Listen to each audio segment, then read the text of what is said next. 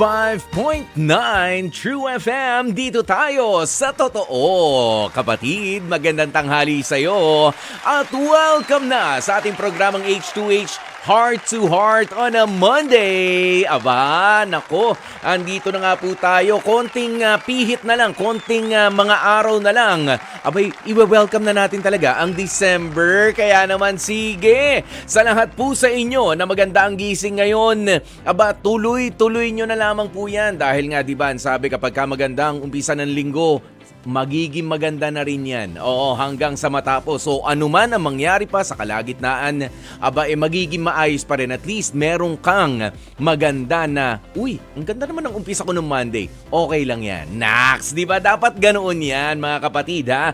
Kaya naman po, welcome na. Isa nga po sa mga magagandang gagawin ninyo ay ang tumutok dito sa ating programa para merong mga matutunan na mga bagay-bagay na hindi mo akalain. Aba, nagagamit ko nga naman pala. Ano? Oo, lalo na kapag ganito magpapasko, medyo humihigpit-higpit ang aking pangangailangan, hindi lamang sa kwarta, kundi sa aking relationship. Di ba? O yung iba, nagkukumahog na kumita ng kwarta. Yung iba, ay nako, hindi po natin maitatanggi. Nagkukumahog, hindi raw kwarta ang kailangan nila, jowa na may kwarta. Iyon lang, 'di ba? Swerte nga kapag meron po tayong nakilala, no? Na jowa na may kwarta na. Ayan, pwede. Pero yung iba, jowa na lang daw dahil meron na raw silang sariling kwarta. Naks, congratulations to you. Ayan, pero eto nga po, kaya nandito ang ating programang H2H Heart to Heart para gabayan kayo, para naman maitanong sa inyo at mapayuhan din kayo. Hindi lamang po ako, mediator lamang po ako rito, kundi mapayuhan din kayo ng iba pa nating mga listeners, ng iba pa nating mga viewers para sa mas magaganda nating mga usapan. Kaya nga ho dito sa ating programa, meron tayo yung tinatawag na Astig Confessions, di ba? Yung H2H, Heart to Heart Astig Confessions. At dahil nga po Monday ngayon, i-ready nyo po yan dahil bukod nga po sa inyong mga astig na mga payo, astig advice, yan, astig comments, ay may pagkakataon pa kayo manalo ng 250 pesos cash. Okay? Ganyan po para masaya talaga ang umpisa ng ating linggo. At syempre, maganda rin na sagutin nyo na ang ating love question of the day. Dahil ang ating love question of the day, papaano nga ba maiiwasang hindi maging obsessed sa jowa mo? Yan. Kasi yung iba talagang mayat-maya, nasan ka na? Nakasakay ka na ba? Nakababa ka na ba? Sino yung katabi mo dyan? Yung katrabaho mo na naman ba ang, di ba? Parang, teka lang, hirap na yatang kumilos niya. Kapag ka-obsessed na yung jowa mo. Well, it's sweet, lalo na kapag ikaw naman ay hindi nakakaabala doon sa growth niya as an individual. Di ba, hindi ka rin nakakaabala sa trabaho. Ayan, o kaya sa mga relationships din. Pero, kapag obsession kasi ang pinag-usapan, medyo maano yan, no? Merong pabaon yan. Merong pabaon yan na negatibo. Ayan. Pero, sige, speaking of mga pabaon, ang maganda ho talaga ngayon ay meron tayong mga pabaon na pa-share naman ng ating i-share nyo na ang ating live streaming. Yan ang pabaon ninyo sa isang oras nating pagsasama dito sa ating programa. Kaya naman, sige na, i-share nyo na nga po ng i-share at i-follow nyo rin po kami sa iba't iba nating mga digital accounts. So yun, i-follow nyo na kami sa True FM dito sa 105.9.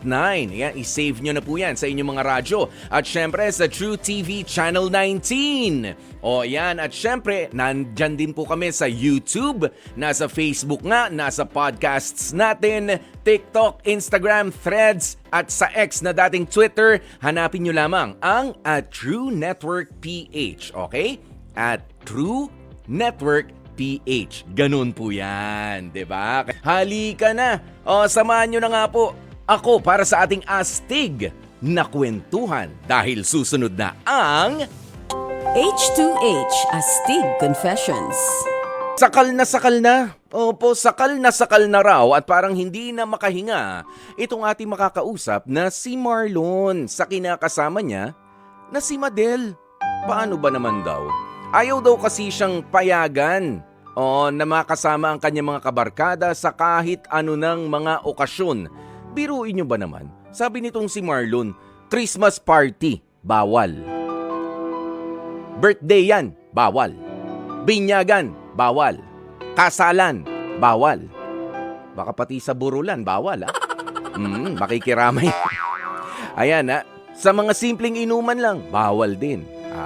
Pero kasi ganito pala, ang depensa raw ng kinakasama ni Marlon na si Madel, naghigpit lang daw siya kasi dahil mismong ito palang si Marlon ay may history ng panloloko kay Madel. Pero si Marlon sabi niya hindi naman na raw talaga naulit yung panloloko niya niyang yun sa kanyang live-in partner na si Madel. Gaano na nga ba katagal na napapatunayan yan, Marlon? Kaya naman kausapin na natin mula sa Pasig, 35 years old. Paring Marlon, magandang tanghali sa'yo.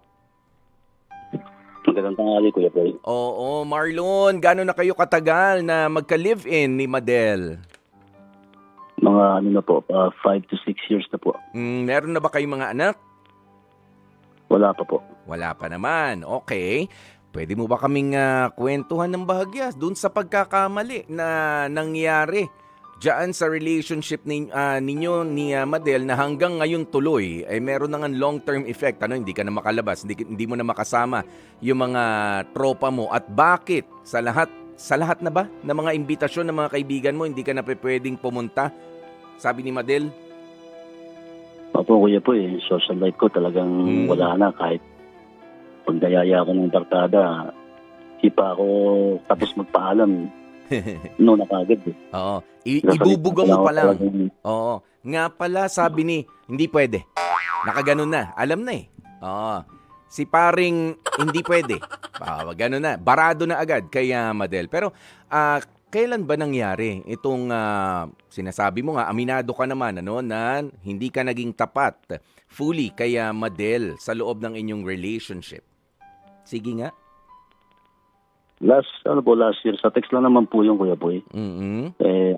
Wala sa akin na wala naman po talagang yun. Hindi naman talagang nag-cheat ako sa kanya or something. Talagang ayaw lang pong maniwala sa nasabi ko. Tapos yun na po. Lahat ng talagang hindi na ako pwedeng lumabas o pumunta sa mga barkada ko. Putol ang putol ang kaligayahan o kasama ang mga kaibigan. Bakit? May kinalaman ba yung mga barkada mo noon? O ikaw ba ay natukso na sige nga pare, diskartehan mo to. O kaya ligawan mo ito number. 'Di ba may mga ganyan minsan sa mga magtotropa. Yun po yung sinasabi niya, ang inisip po kasi niya, parang baka raw nireto sa akin. Parang po, sabi ko, saan mo nga ba? Wala pong paliwanag, wala po. Sarado po yung utak niya. Wala na. Oo. Saan mo nga ba nakilala itong yung ka-text mo from last year?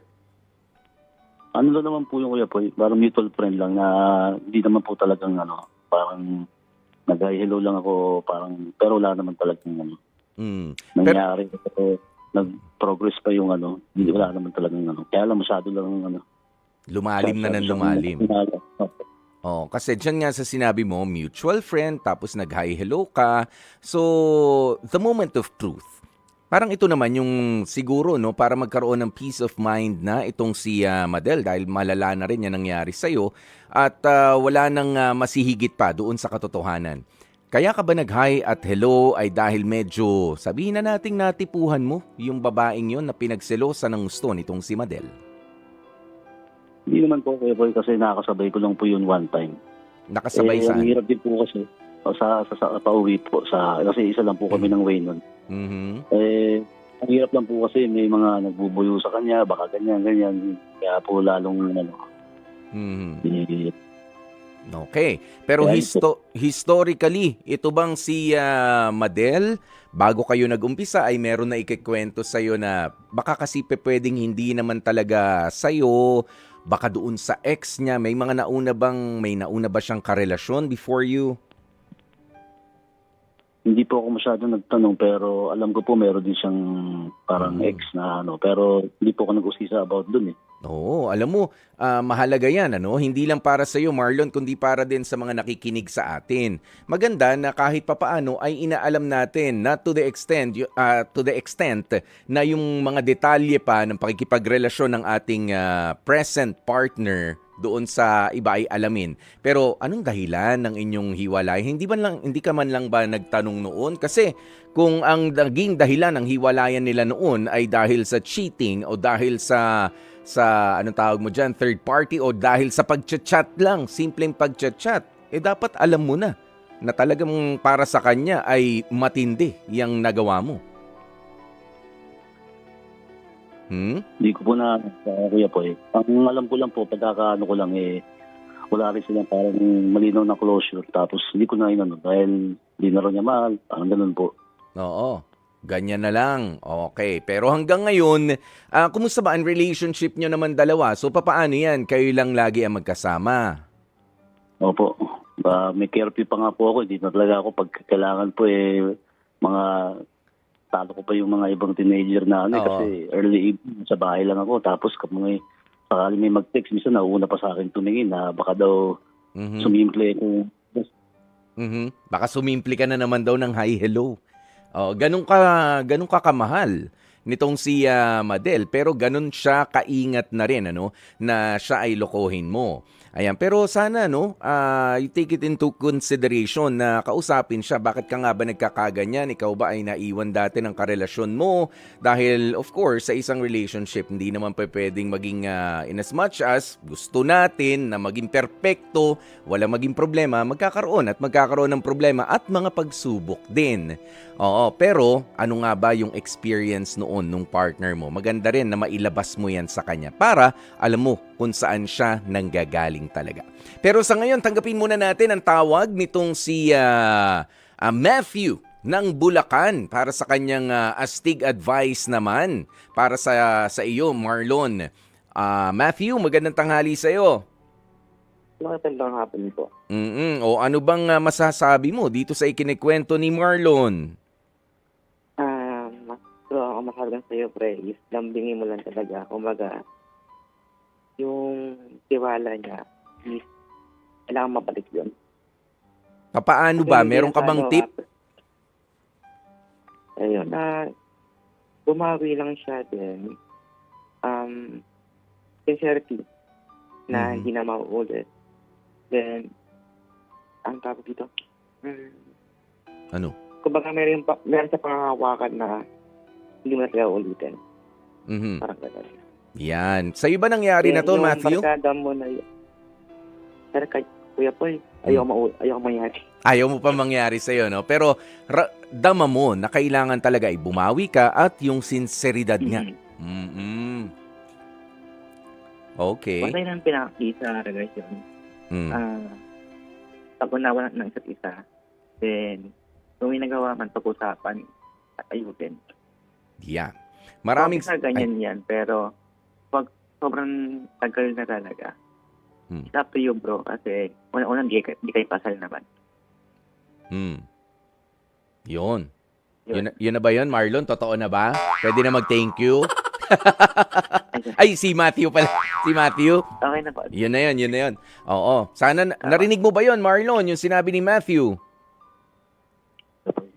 Ha? Opo, Kuya Boy. Ayun. Po. Bawi. Tapos dapat maging sincere ka.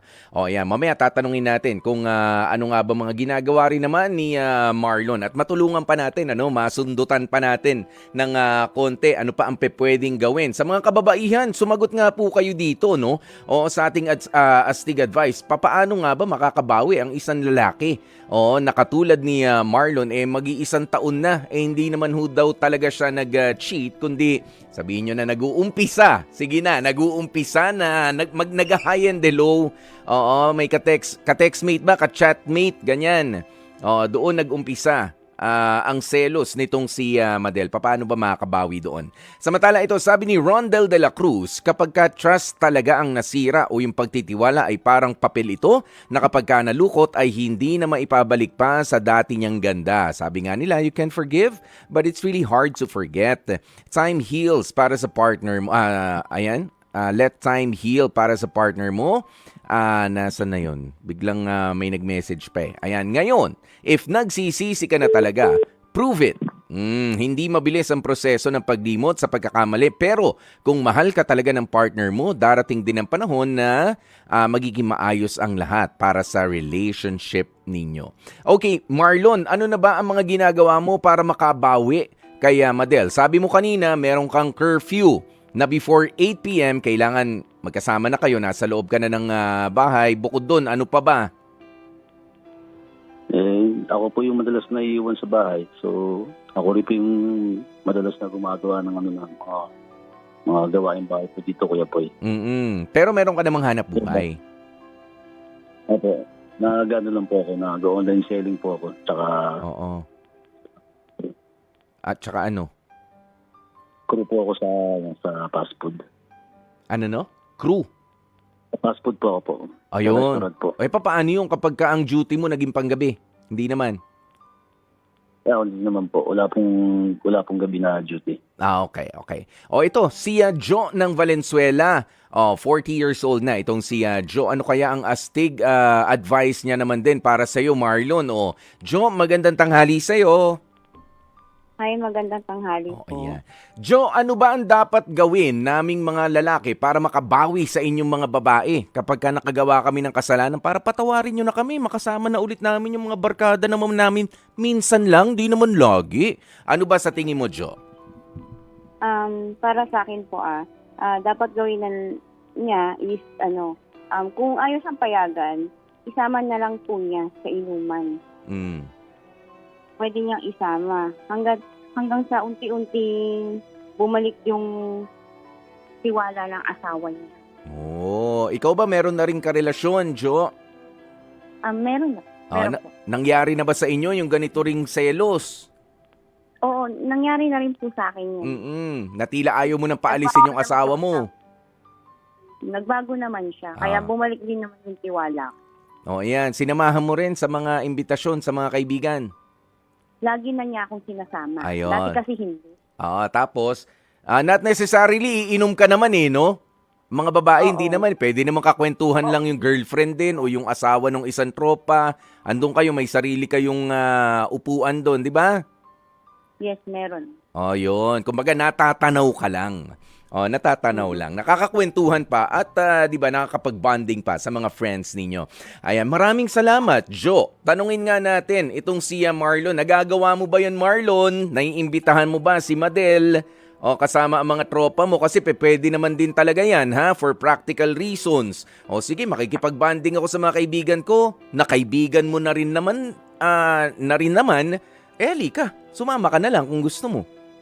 Nai-offer mo ba sa kanya yan? Opo, Kuya Poy. Natry ko na po siyang yayain. Kasi hindi po sabi ng mga kaibigan ko, yayain mo na lang para ayaw po talaga eh. Ayaw. Sa imbitasyon ng mga kaibigan mo, sa mga lalaki, meron ba siyang kaibigan doon sa may asawa na siguro, yung ibang mga barkada, tama? Asawa, girlfriend na nakakausap itong si Madel?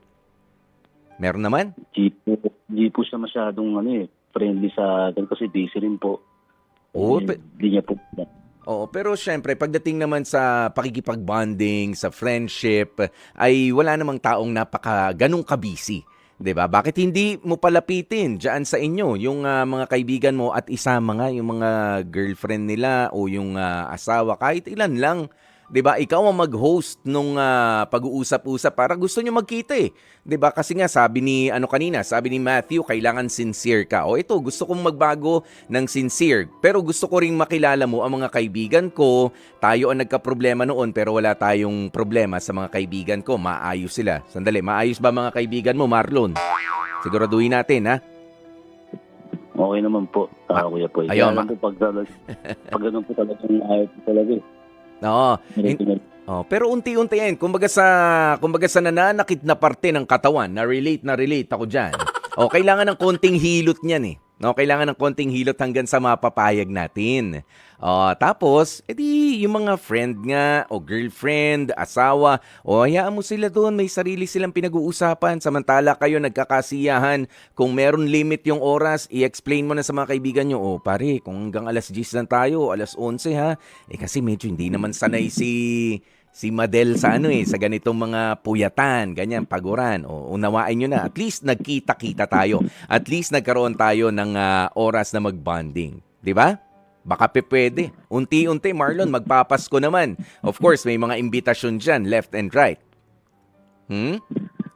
Opo, Kuya Boy. Maraming salamat po sa... Oo. Subukan mo yung ganoon. Wag mong palipasin tong taon na to na tumagal pa ng tumagal na ganyan dahil hindi rin naman maganda na para sa mga katulad ni Madel, Oo nga, nagkamali yung ating mga partner pero it doesn't necessarily mean na masamang tao sila.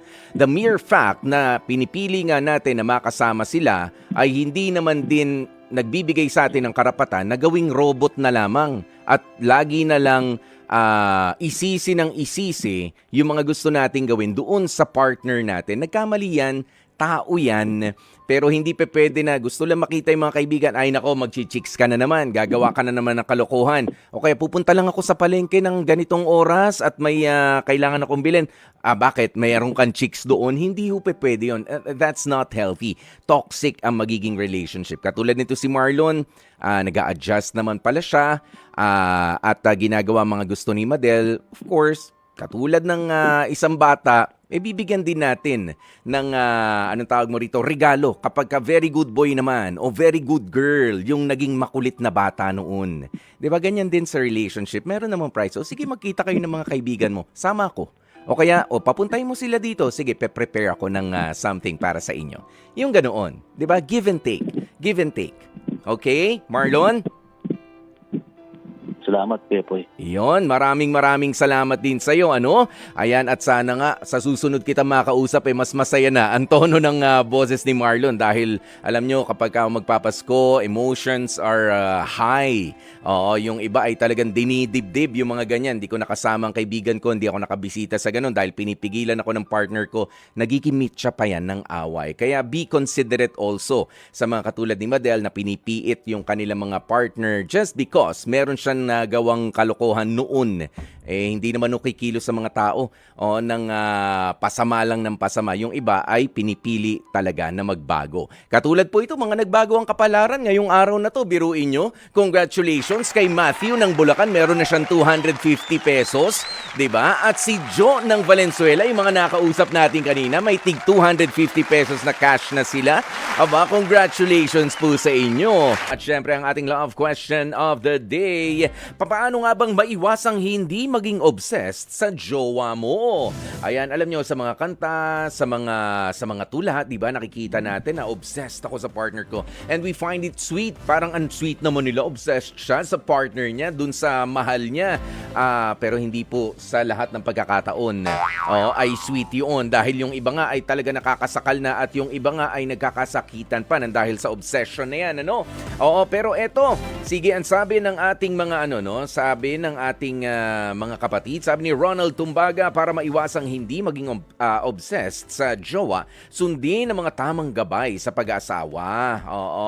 At syempre, ang pag-ibig ay hindi naman sakim. Ito po ay mapagparaya. Ang pag-ibig din ay hindi madamot. Ito ay mapagbigay. Hindi hambog. Mababa ang loob ng pag-ibig. Hindi makasarili, maunawain. Hindi ma-pride, kundi malawak. Mahirap ma-obsess sa jowa. Hindi mo siya pag-aari na parang isang bagay lamang. Kapag ka lumala ang obsesyon, pwedeng mauwian sa sakit sa isipan. Kaya dapat laging positibo ang magjowa hanggang pumuti na ang inyong mga buhok. Talaga naman, ang lalim ng hugot nun, Ronald Tumbaga, ha? Baka yun na ang contribution mo for the whole week, ha? May ilang araw pa tayo ng pagsasama dito sa Heart to Heart. Ayan, ha? Sabi naman ni, Ayan, sabi ni, nasan to? Si Mario Leyva Jr., sabi niya, para maiwasan yung maging obsessed, nako, dapat iwasan yung mga maling hinala natin, maging mahinahon at ilagay sa sentro, of course, ng pagmamahalan natin si God, at wag galit sa puso ang pairalin, at higit sa lahat, tiwala at pagmamahalan ng tapat sa bawat isa. Yan, mahalaga po iyan, mga kapatid. But of course, sabi ko nga kanina, napaka-sweet kung pakikinggan natin.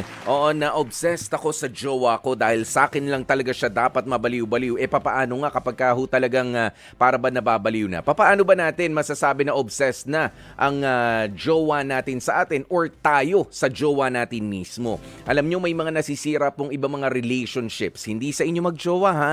Kundi yung relationship mo sa family mo mismo. Ayan, ang dahil nga sa sobrang pagsunod-sunod mo doon sa jowa mo. Yung, kumbaga parang masyado ka na naaalagaan, nakakalimutan niya na ang kanyang mga kapatid, ang kanyang mga magulang, hindi na pinapansin ang kanyang mga kaibigan, nasisira na yung kanilang mga relationships, di ba? At yun na, nag-uumpisa na ang obsession doon. At ito pa, idagdag nyo pa, kapag kayo ay constantly calling or yung texting, nasan ka na, kumain ka na ba, sinong kasama mo, bakit siya ang kasama mo? Alam mo yun, yung parang hindi nga kayo magkasama. Meron kayong mga sari-sariling buhay sa inyong mga trabaho, halimbawa, o yung isa na sa bahay lang, pero ang gusto mo, nandun ka rin. Of course, tayo ay in a relationship, pero magkaiba rin tayong individual na kailangan makipag-communicate din sa ibang mga tao, kaya i-recognize natin yan. At kapag ikaw ay nagiging parang stalker na, doon sa jowa mo mismo, nako, iba na yan. Kaya ang pinakamaganda po rito, ay lagyan natin ng balanse. I-balance natin at i-recognize mo, kilalanin mo na meron ding ibang mga relationships na kailangang i-nurture yung partner mo. Meron siyang relationship with his family, with his or her family. Ayan, sa kanyang mga kaibigan. Ayan, sa kanyang mga katrabaho. 'Di ba? Doon sa pinagkakakitaan niya, meron. O kung lahat na lang ng ibang tao na kakausapin niya, pagseselosan mo, problemang malaki yan, ha? I-recognize mo yun. At ikaw rin, i-recognize mo na, kailangan ko rin pala makipag-usap sa aking pamilya, sa aking mga kaibigan, 'di ba? Or kung medyo wala rin kayo niyan, pwede ka gumawa ng activities na na-enjoy mo alone or kasama yung iba namang mga tao. Ayan, tapos limitahan din yung pag-contact ninyo. Hayaan nyo lang. Na siya naman ang kumontak, hayaan nyo lang na may mga bagay na hindi kayo alam, na hindi nyo naman na dapat malaman. Yan yung mga ganyan. In the first place, kaya balansihin. Okay? Para hindi kayo maging obsessed sa inyong mga jowa. Bukas pong muli alas 12 ng tanghali, tayo po ay magkarinigan, magkatutukan, magkakawayan dito sa 105.9 True FM. At syempre, nakasama nyo nga po ang inyong lingkod. Ako po si Kuya Poy, ang inyong gwapopoy para sa programa nating H2H Heart to Heart.